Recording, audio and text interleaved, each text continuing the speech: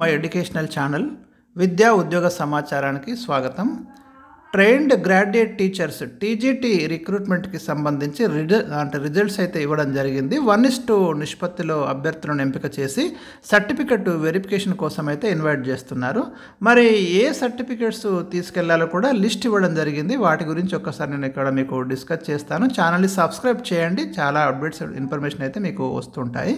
So ఇక్కడ first మనకు check list అంటున్నాడు. ప్రతి స్టూడెంట్ ఎవరైతే మరి క్యాండిడేట్స్ వెళ్తున్నారో 1:2 వెరిఫికేషన్కి చెక్ లిస్ట్ అనేది మీకు వెబ్సైట్లో లభిస్తుంది. అది తీసుకోండి, దాన్ని జాగ్రత్తగా ఫిల్ చేయండి. తర్వాత మీకు హాల్ టికెట్ ఉంటుంది మీ దగ్గర. డేట్ ఆఫ్ బర్త్ సర్టిఫికెట్ అంటే ఎస్ఎస్సి మెమో సరిపోతుంది. Convocation certificate and marks memo of the educational qualifications, మీకు డిగ్రీకి సంబంధించి ఉంటాయి ఇవి. Convocation certificate and memo, marks memo, provisional ఇవి కూడా తీసుకెళ్ళండి.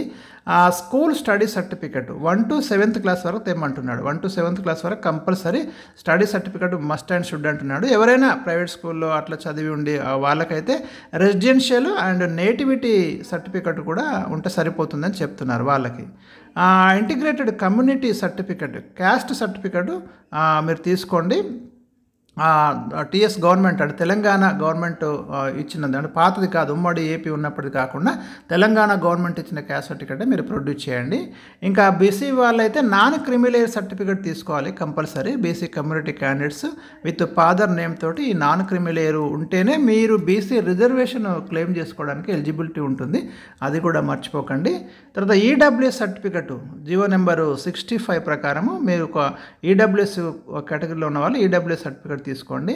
ఇంకా NOC from employer for in service candidates, ఎవరైతే ఇన్ సర్వీస్ క్యాండిడేట్స్ ఉన్నారో వాళ్ళ యొక్క డిపార్ట్మెంట్ నుంచి ఎన్ఓసి నో అబ్జెక్షన్ సర్టిఫికేట్ తీసుకోండి. మీరు అంటే గవర్నమెంట్ నుంచి మళ్ళీ దీంట్లోకి వస్తున్నారు కాబట్టి అదొక సర్వీస్ సర్టిఫికేట్ అడుగుతున్నారు.